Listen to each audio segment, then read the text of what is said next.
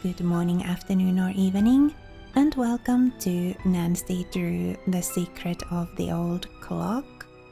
Once again, I'm using the DG Voodoo third-party software to help me run this game on my Windows 10 setup, because I just can't get it to run without it, so that's why we have the DG Voodoo text down here, in case you were wondering.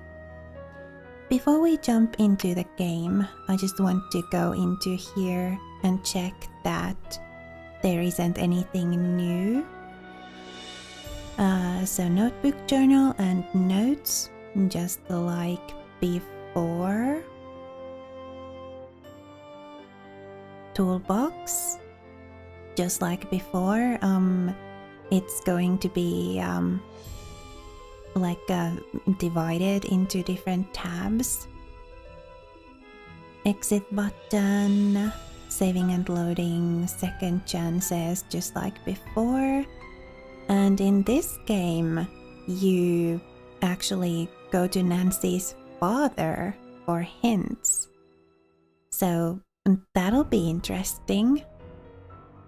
You don't go to Bess and George or the Hardy Boys, you go to Nancy's father for hints.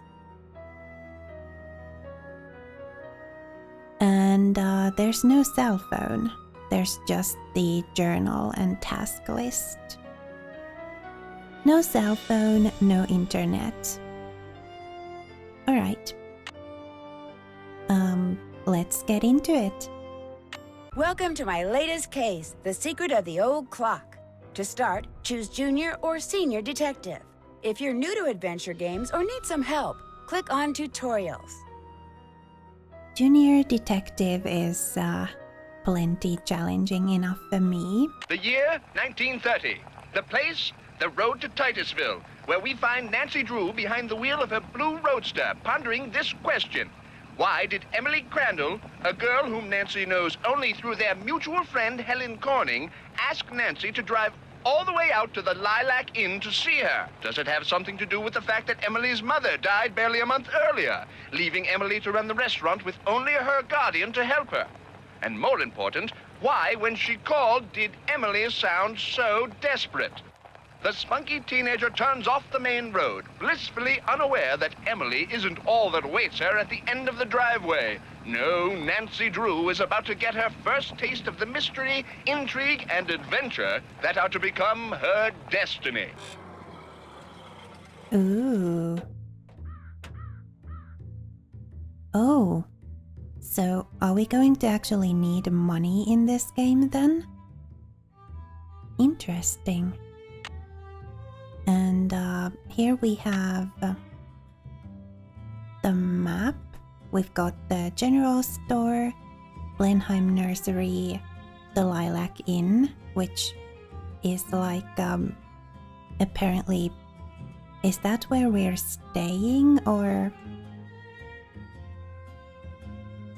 just in general where the mystery kind of takes place? Turner Home for Children, The Rex, is that like a movie theater? Public Library, Main Street Bank, Jewelry, Telegrams, County Courthouse, Grange Hall, Railroad Station, Deer Mountain Resort, and Camp Avondale.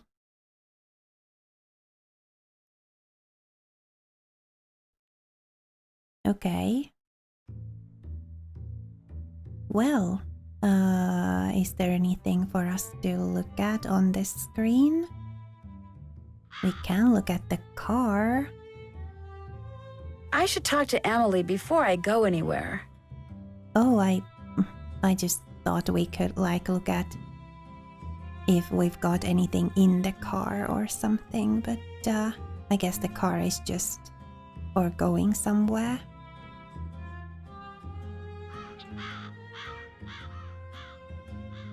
So,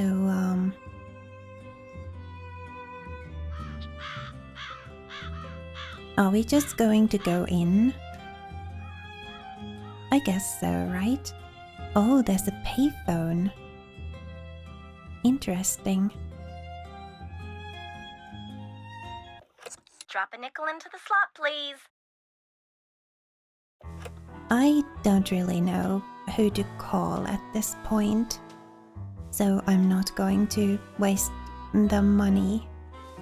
There's a little kitty here. Okay, let's go on in. Well, hello. I'll bet my bloomers you're Nancy Drew. That's right. Are you Emily's guardian? You got it. I'm Jane Willoughby. I'm Emily's guardian, but only for the next 3 months until she turns 18. Then she's on her own.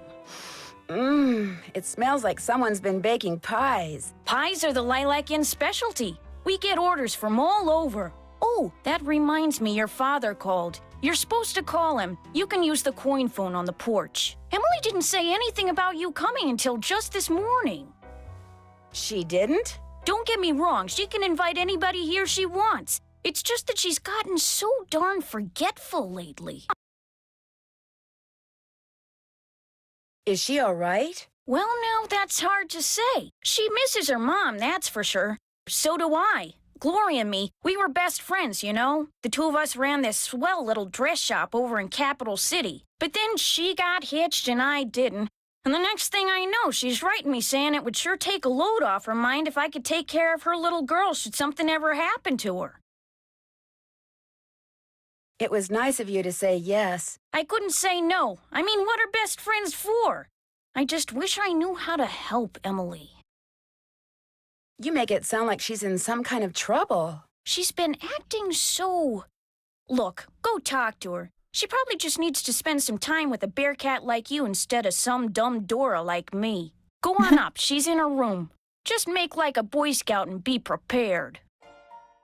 Alright, will do. Let's talk to her first and call our father or Nancy's father after. So which one is her room? Let's start from over here.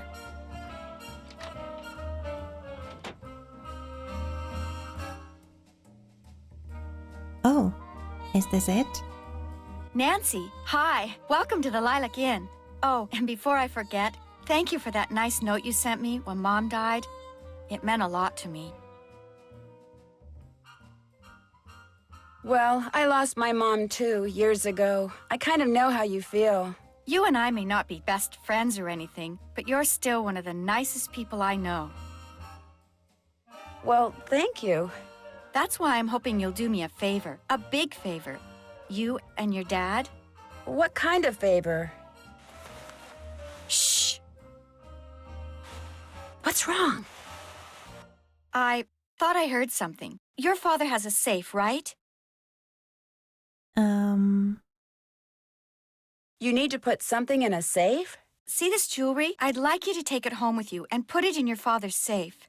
It's beautiful. It was my mother's. The few times I saw her wear it, she looked just like a movie star. I was hiding it here in my room, but all things considered, I'd feel a lot better if you would just take it home and have your father lock it up in his safe. What do you mean, all things considered? Strange things have been going on around here. That's all I can say. I know it sounds loony, and Jane probably told you that I've been acting loony, but please do this for me. What was that? Emily, come downstairs, quick! The kitchen's on fire! Come on, we better get out of here.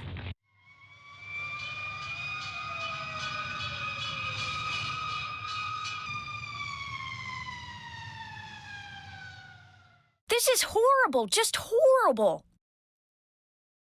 The fire chief says the stove was completely destroyed and there's smoke damage everywhere. The inn will have to shut down for months, maybe even for good.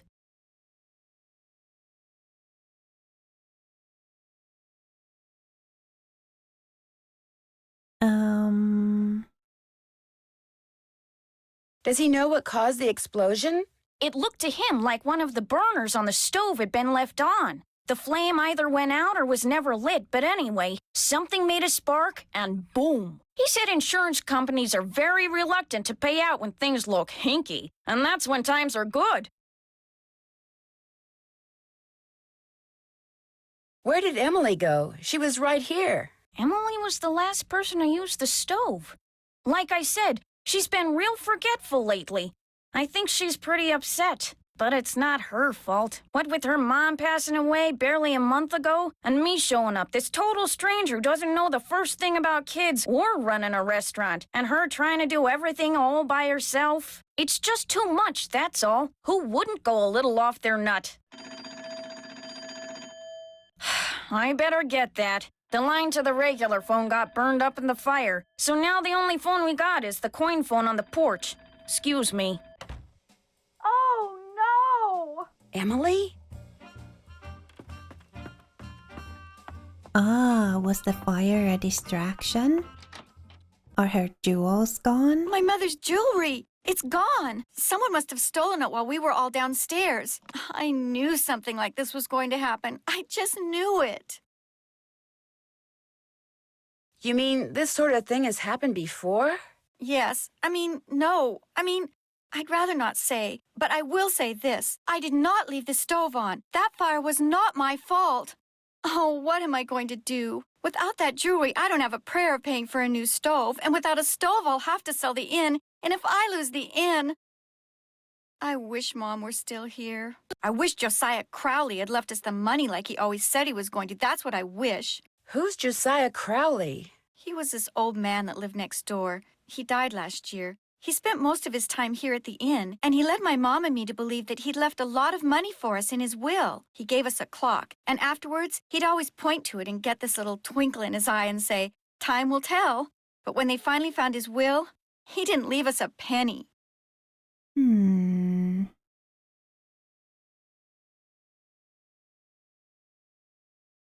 Was there a problem finding his will? It didn't turn up for months. Then finally someone found it in a drawer in Josiah's house. Josiah was kind of a screwball. One time he showed up at my birthday party dressed as my great-aunt Harriet.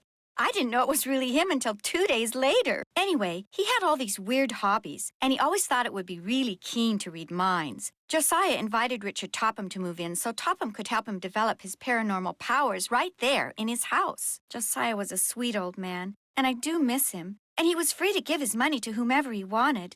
But to get our hopes up like that, and then leave us nothing, it just wasn't like him.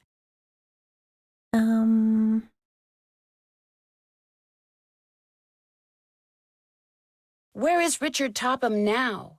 He still lives in Josiah's house, which is right down the path out back. His house and the inn were built at the same time by two brothers during the Civil War. Okay. Was your mother's jewelry insured? Gosh, I forgot about that. I don't know. Jim Archer, I bet he'd know. He's our banker. I guess I should go talk to him. Not one of your favorite people, huh? Oh, no, Mr. Archer's very nice. I mean, for a stuffy old banker. I'm just so bad at business things. And Jane, my guardian, she tries hard, but she's no good at it either. Maybe you could go talk to him. Please? It would be such a big help. Sure. Sure. He runs the Main Street Bank. You can't miss it. I'll call him and tell him you're coming. How many people knew you kept your mother's jewelry in here? No one. Well, Jane, my guardian, she knew, but I didn't tell anyone else. I'll be back in a little bit. Don't forget to call your father. Okay. Anything I can look at in here?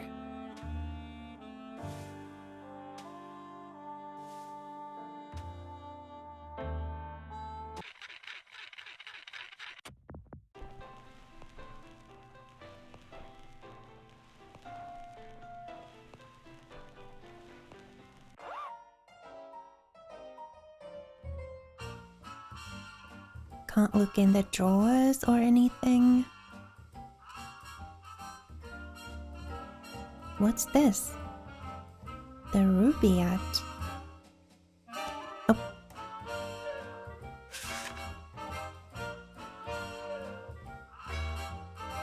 Gloria. Does that say Gloria? Read this and pretty soon this fella will be your favorite poet. Will be your favorite poets too. Oh, that's a comma. Will be your favorite poet too. Your pal Josiah.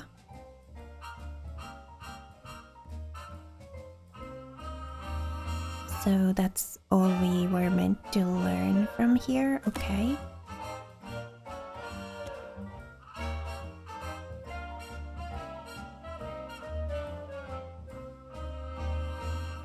An antique sewing machine. Is this your sewing machine? Actually, that belonged to my mom. She and Jane used to be dressmakers. Mom was going to teach me how to use it, but she never got the chance.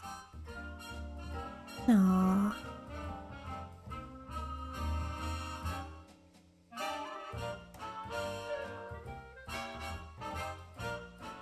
Nothing else to look at here.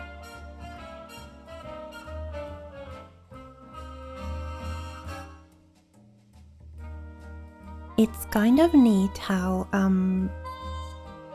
like sewing machines like this were like hand operated back then.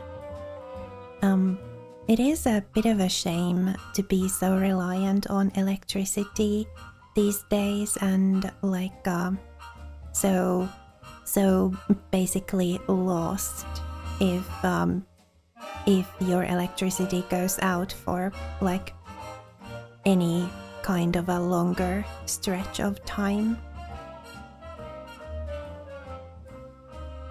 Yeah, I think it's pretty neat the way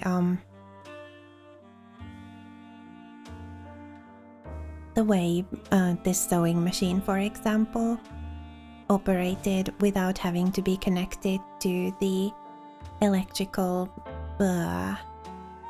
grid. How do you say that in English even? Well, you know what I mean. So, I guess there's nobody else staying here at the moment, right? Let's go downstairs and, yeah, we need to call our, Nancy's father. And, maybe look around here too. That's the kitchen, can't go in there. Do you have anything new to say? So, is Emily all right? Someone stole her mother's jewelry. What?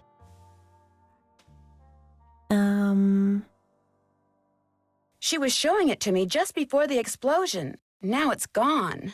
Someone stole it while everybody was rushing around trying to put out the fire? Hypers! If you can't trust a fireman, who can you trust? Are you sure no one besides you and Emily was in the kitchen this morning? Positive. Well, I suppose someone could have snuck in the back door. Are you saying someone caused that fire on purpose? To distract us? It's possible, don't you think? But I'm the only one who knew she had that jewelry. Well, it's not quite true. When Gloria was alive, she could have told people about it, or people may have seen her wearing it. And when she died, they knew the jewelry had to be around here somewhere, right? Does anyone in particular come to mind? Sorry. It's been hard enough getting to know Emily, let alone anyone else in this backwater burg. Well, guess better go call the sheriff. Is that your car I saw when I drove up the driveway? My old rust bucket's parked out back where nobody'll see it. Be nice to buy something decent, but last time I checked, my last name was Willoughby, not Rockefeller. Well, I'll talk to you later. Don't take any wooden nickels. Okay, so I guess I can't go in there and look around.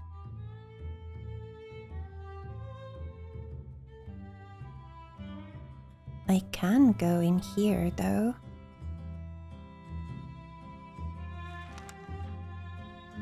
Titusville Tattler. Hobo sign language becoming widespread. huge meteor crash lands in Arkansas. Main Street 5 and 10 forced to close up shop. Ninth planet discovered named Pluto. President Hoover, economic recovery is imminent.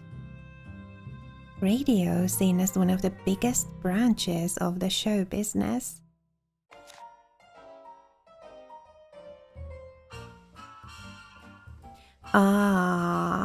We are going to need this sign language, right?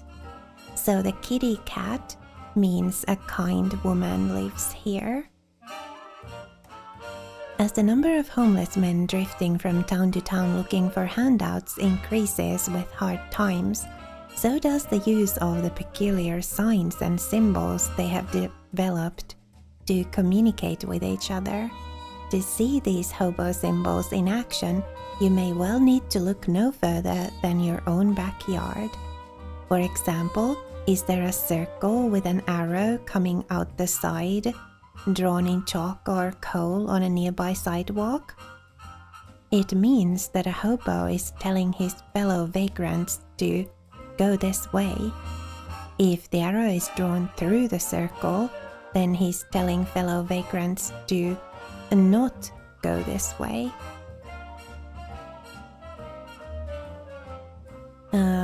Is there a circle with an X in the middle on your fence? Then expect visitors because it indicates that this is a good place for a handout. A plain, empty circle might be more to your liking, for it means nothing here. What follows are some of the most common symbols and their meanings, so the next time you see one on a fence, wall, or railroad trestle, you'll be in the know.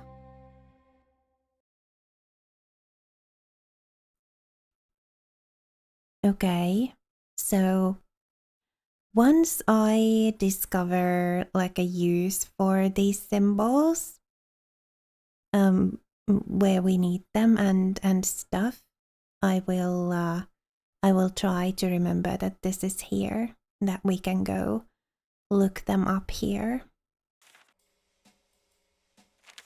Like clever Hans, what he taught his master and us. Late last century, a retired teacher named Wilhelm von Osten set out to prove that animals are far more intelligent than commonly believed, and that they are perfectly capable of adding, subtracting, and even telling time, provided they receive the proper education. He bought a horse named Hans and proceeded to teach him arithmetic as if he were a schoolboy, using carrots instead of hickory stick to elicit the desired responses. Amazingly, within 2 years, Hans was able to give the answers to mathematical problems by pawing the ground. More amazingly, the horse was almost never wrong. Von Osten was convinced that he had indeed taught his horse arithmetic, and for years it seemed to everyone who saw clever Hans in action that von Osten was right. Of particular interest to the scientific community was the fact that the horse was able to give the correct answer even when von Osten was not present, which ruled out the possibility that his master was perpetrating a hoax by giving him subtle hand or voice signals. But finally, a scientist named Oskar Pfungst observed that Hans gave the correct answer, that is, he pawed the ground the correct number of times, only when someone whom the horse could see knew the answer to the problem that had been posed. This meant that the horse was indeed reacting to visual cues.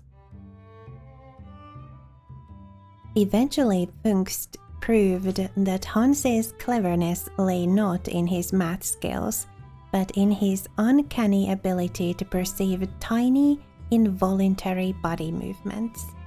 When the pawing horse reached the correct answer, the people around him would react, albeit unconsciously. A slight nod of the head, a relaxing of the shoulders, a straightening of the back, all were cues which to Hans meant that it was time to stop pawing and enjoy the carrot that was sure to be forthcoming. Von Osten, who all along had unwittingly been providing his wonder horse with the correct answers, died 5 years later, far too disillusioned and humiliated to appreciate the invaluable lesson that his misadventure in equine education had inadvertently taught the rest of us. Thanks to Hans, we now know that what people do without being aware that they are doing it can often speak volumes. And thanks to his master, we know that if a man wants to believe that something is true badly enough, he'll often unconsciously find a way to make it true. But, like Hans, the more observant we are, the more likely it is that we'll pick up on the cues that the believer is inadvertently providing us with, cues that will ultimately allow us, like Funkst, to discern fact from fancy. All right, interesting.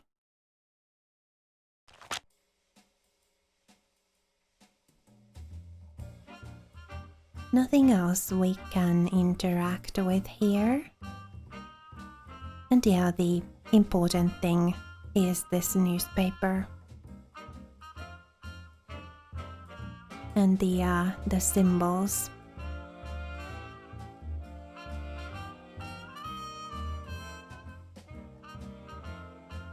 Nothing there, no hidden switch to open anything. Is this the clock?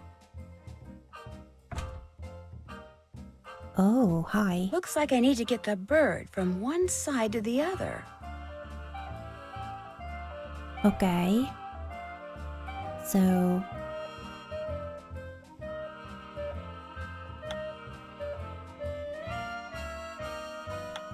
oh, they will slide as far as they can go.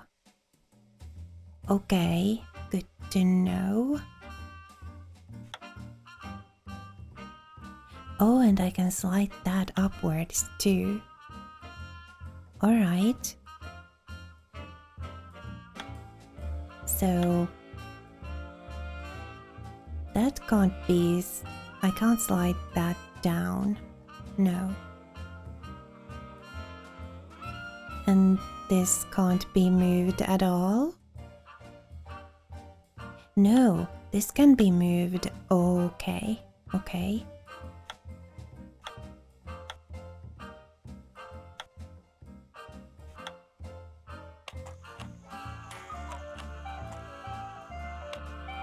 Wonder what this mirror is doing in here.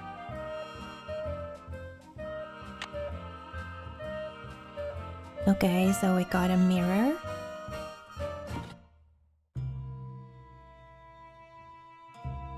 Nothing else. Right?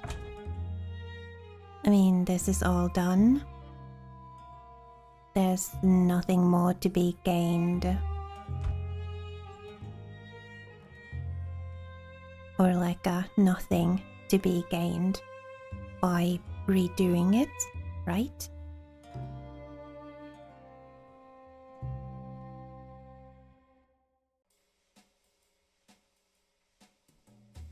Alright, anything else?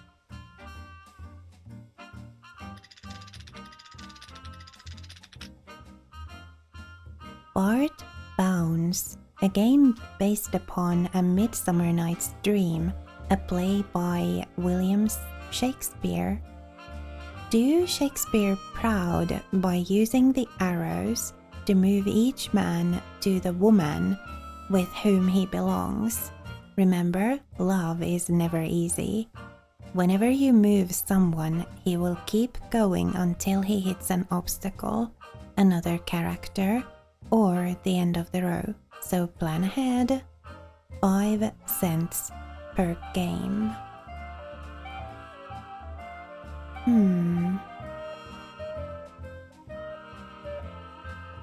We've got 350.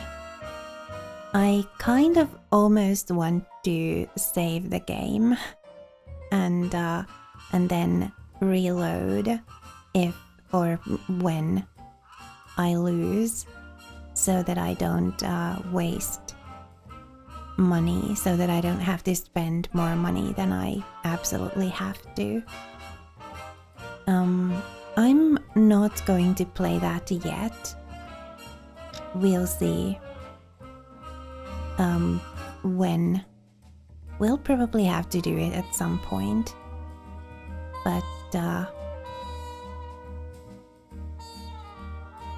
maybe I should call Nancy's dad first.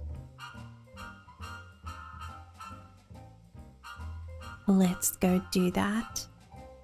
So there's nowhere else we can go here. We've got the this room here, and then we've got Emily's room upstairs. We can talk to her here, but we can't get past her to explore the rest of the place.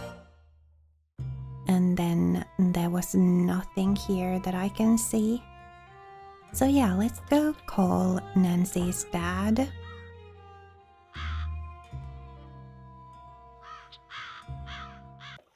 Drop a nickel into the slot, please. There we go. Now, how may I be of service? I'd like to talk to Carson Drew. His number is KL57187. Hang on a minute. Carson Drew speaking. Hi, Dad. Well, I see you got to Titusville okay. The car ran like a top. It ought to. That's a fine car. You treat it well, it'll treat you well. I was told that you wanted me to call. I need to get some documents from a colleague over there. I thought since you were in the area, you could pick them up, save him paying postage. Sure. What's the address? He said he'd just leave them for you at the telegraph office.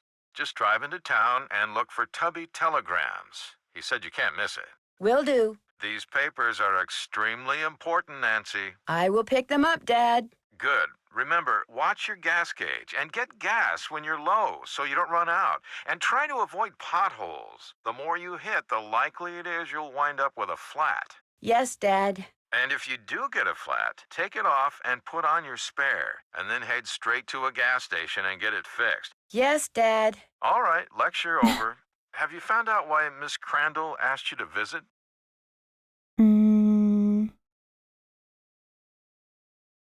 She wanted me to have you lock her mother's jewelry up in your safe. Only someone stole it before I could take it with me. Stole it? Good gosh. That was right after the stove in the kitchen exploded. The stove exploded? Sounds to me like you'd be well advised to cut your visit there short. No, I want to find out what's going on. I have to find out what's going on. You have to? Well, yeah, you know. Emily just lost her mom, and she's worried about losing the inn, and her guardian's all wet when it comes to helping out, and... And the truth is, you are so curious that you feel like you'll absolutely burst if you don't find out why all these weird things have been happening, right? Yes. Don't worry, I know the feeling. You're a chip off the old block, I'm afraid. Well, as long as you're like me in one other way, you should be fine. What way is that? Smart? Careful. Okay.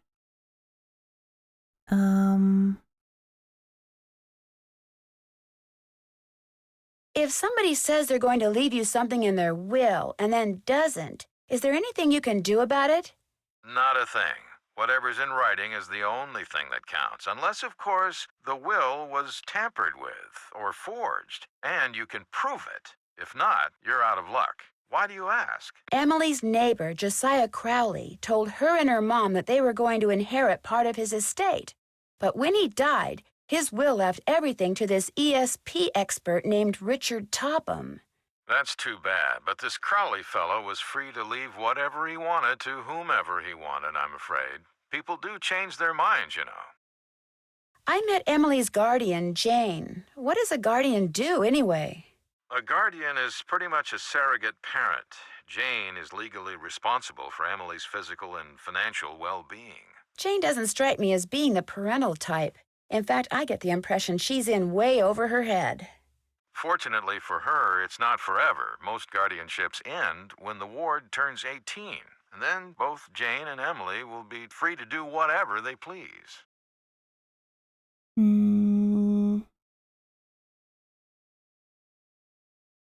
If Emily sells the inn, will Jane get part of the profits? If she's Emily's guardian at the time of the sale, yes. Are you suggesting that Jane's primary motivation is greed? Good grief, where did you get such a suspicious mind? I think it was from the person who has always told me that the best way to solve a problem is to look at all the possibilities, Dad. I did say that, didn't I? Goodbye, Dad. Take care. All right. So, I really want to talk to our friends Bess and George as well. I guess I could spend a little money on calling them. Drop a nickel into the slot, please. There we go. Now, how may I be of service? Hi, could you please connect me with Bess Marvin at KL54468? Just a second. Hello? Hi, Bess, it's Nancy. George, get over here. It's Nancy Drew. So how's the Lilac Inn?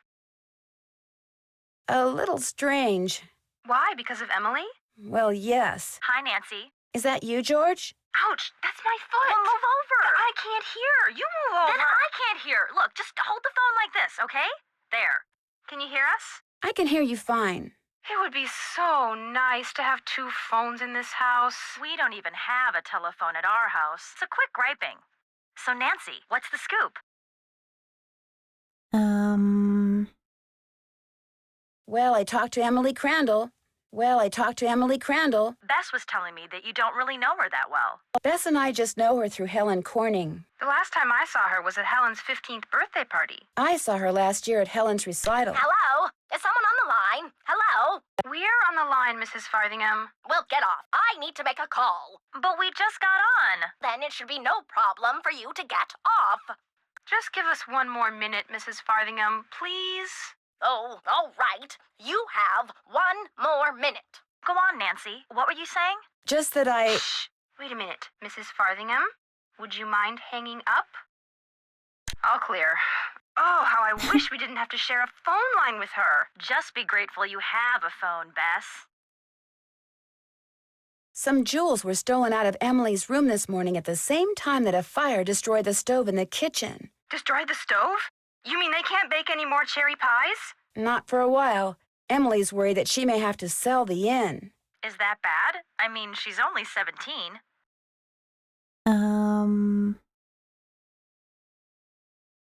I think she'd like to hang on to it because her mom would have wanted her to. I sure wouldn't want to be saddled with something like that. Even if it meant having all the cherry pie you could eat?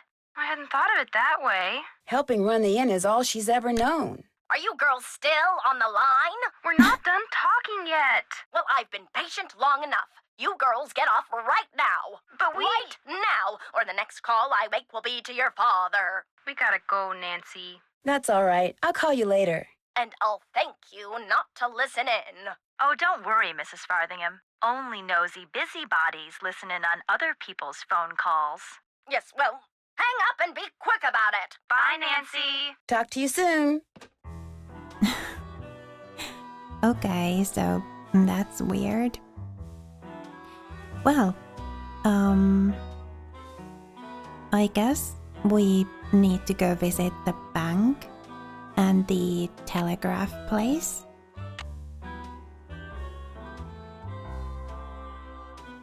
So,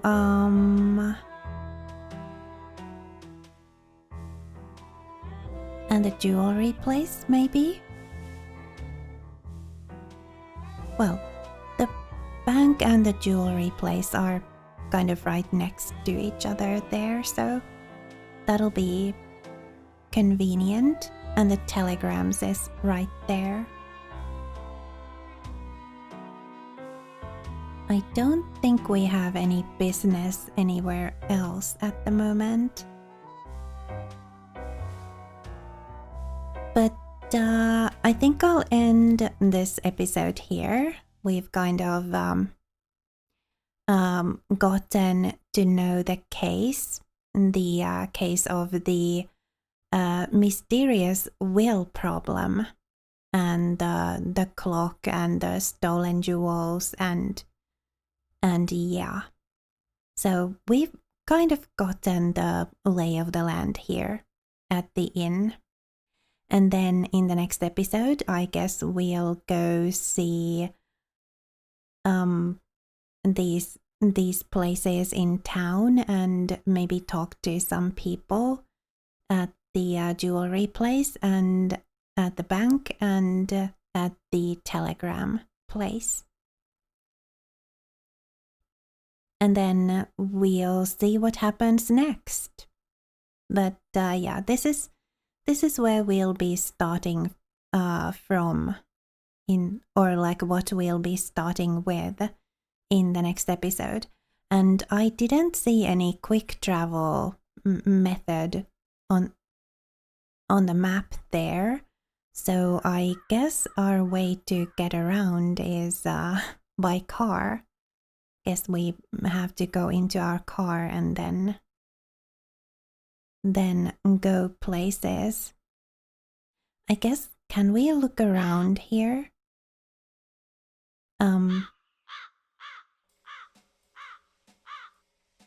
I can't, it doesn't allow me to turn or anything. I was thinking maybe we could look around the yard or something. Can we walk to town? Whoa.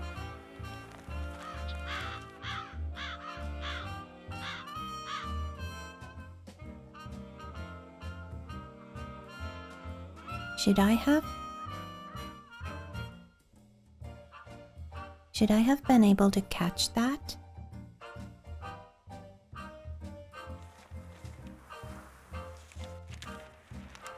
Got it.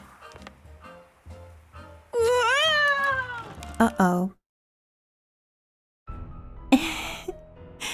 Second chance. Got it. That was a close one.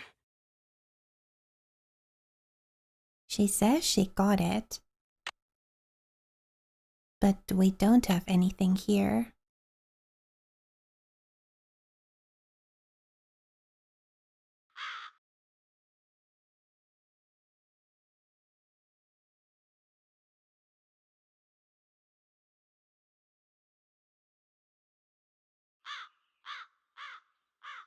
Wow, this game kind of allows us to wander around a lot.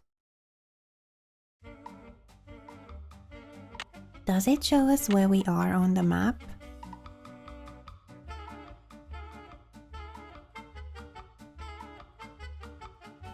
Not that I can see. Anyway, we'll go check out this place in the next episode. I had no idea that we could wander around like this. I wonder, should I have been able to catch that paper? Hopefully we'll get another chance at it. Anyway, I do want to end the episode, and I'm going to do that here. So, in the next one, we'll go see about this place, and I guess we have a lot more to explore here than I thought. Anyway, for now, thank you so much for watching and spending a little of your time with me here today. It was lovely to have you. Please remember to be kind to yourself. Have a lovely rest of your day, and I will see you again next time.